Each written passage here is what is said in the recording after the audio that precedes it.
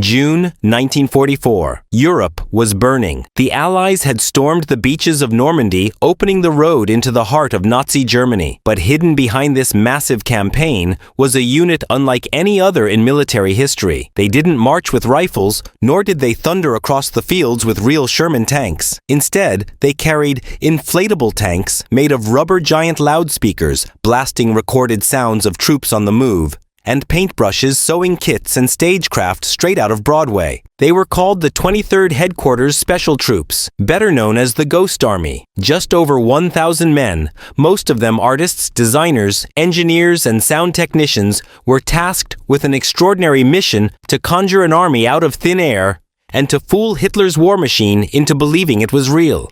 Across more than 20 operations, these men staged elaborate illusions on the battlefield, fake divisions, phony radio chatter, and sonic trickery, so convincing that German intelligence often fell right into the trap, and in doing so, they saved tens of thousands of American lives without ever firing a single shot. But here's the haunting question. What if the Ghost Army had failed? What if the Germans had seen through the deception? Would the Allied advance into Germany have turned into a bloodbath? This is the untold story of how creativity, imagination, and sheer audacity became one of the most powerful weapons of World War II.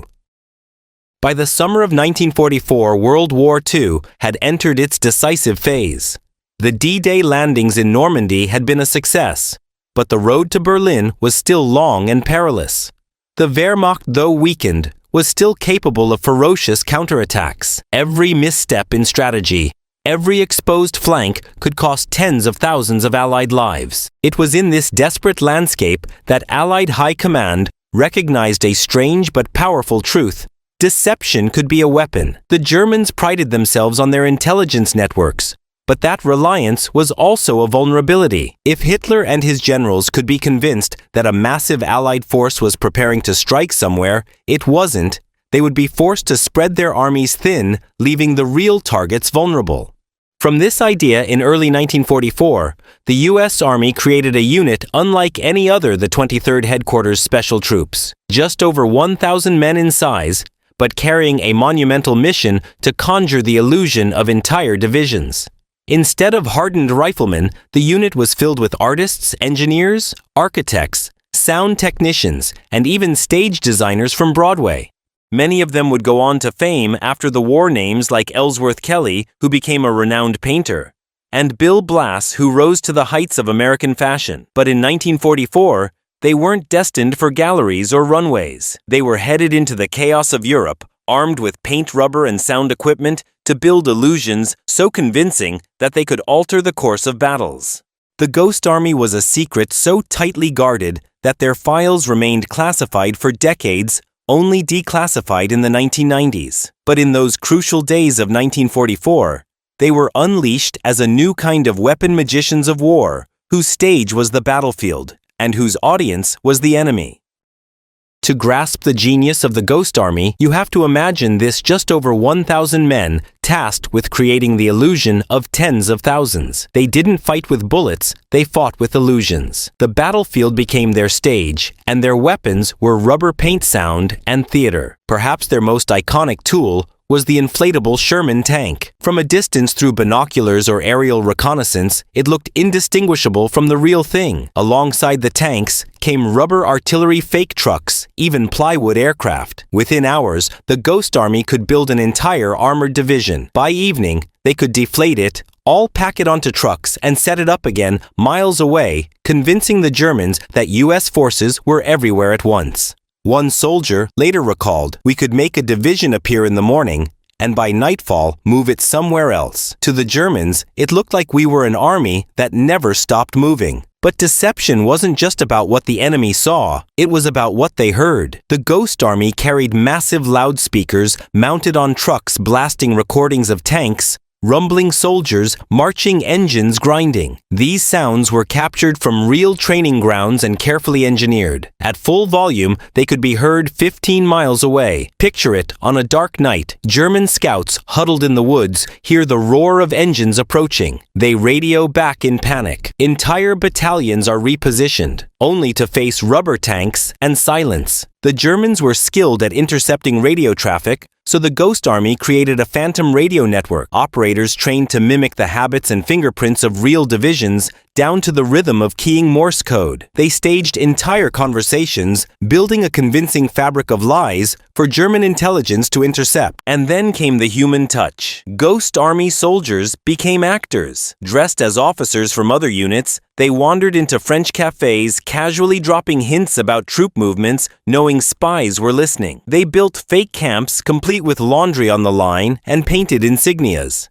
Some even pretended to be drunk spilling secrets that were never true. Every detail was crafted with purpose. The right shoulder patches, the correct truck markings, even the signs pointing to non-existent headquarters. Together, these elements created the illusion of entire divisions preparing for battle. What made the Ghost Army truly formidable was not one trick, but the harmony of all four visual illusions: sonic deception, phantom radio, and live acting. Alone, each was clever. Together, they became a symphony of lies so convincing that German generals redeployed armies based on shadows and echoes. And in those moments, art became as deadly as artillery. Between 1944 and 1945, the Ghost Army carried out more than 20 operations across Europe. Each one was a performance of deception, where stagecraft met strategy and the results saved lives.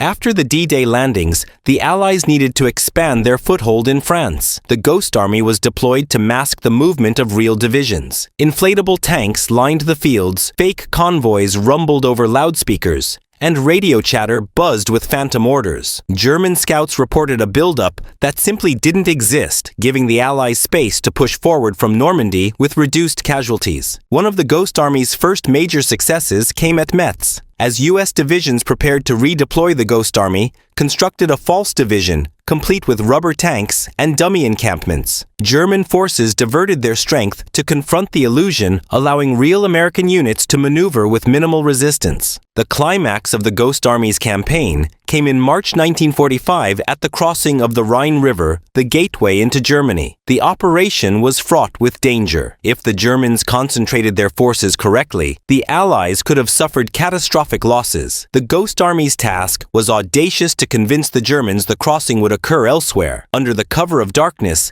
they inflated rows of Sherman tanks, blasted engine noise through the night, and erected entire campsites with kitchens, tents, and headlights moving along fake roads. Phantom radio traffic sealed the illusion. The Germans took the bait. They shifted troops to defend the wrong sector. Meanwhile, real Allied forces crossed the Rhine with far fewer casualties than feared. One American officer later admitted, "Without the Ghost Army, we might have paid for the Rhine in tens of thousands of lives." From Luxembourg to the Ardennes, after the Battle of the Bulge, the Ghost Army staged deception after deception. Each time they appeared, the Germans were misled. Each time, real soldiers were spared. And yet no one outside their ranks knew. Their work was cloaked in secrecy, forbidden even from being discussed with other Allied units. They were true ghosts of the battlefield, present, everywhere, recognized nowhere. The Ghost Army never stormed a beach or held a trench, but their impact on World War II is undeniable. With just over 1,000 men, they created illusions that redirected tens of thousands of German troops, saving countless Allied lives. No historian can tally the exact number, but estimates suggest the Ghost Army's deceptions spared tens of thousands of soldiers from death or injury. Every time the Germans were fooled into repositioning artillery armor or infantry, American divisions elsewhere advanced with fewer casualties. Imagine the Rhine had the Germans not been deceived. How many more would have died in that crossing? 10,000, 20,000, perhaps more. The Ghost Army proved a startling truth. Wars are not won by firepower alone. They are also won by imagination. Painters, designers, engineers, men who once dreamed of galleries and theaters turned their skills into instruments of survival. Their creativity became as lethal as artillery reshaping battlefields without firing a shot. After the war, their story did not make the headlines. Their files were locked away, their work classified. No medals, no parades, no monuments. The men of the Ghost Army returned home carrying secrets they could not even share with their families. It wasn't until 1996 that the first documents were declassified. By then, many veterans had already passed away, their extraordinary service unrecognized. Only in the 21st century did the public begin to grasp the scale of what these phantoms had accomplished. Here's the haunting counterfactual.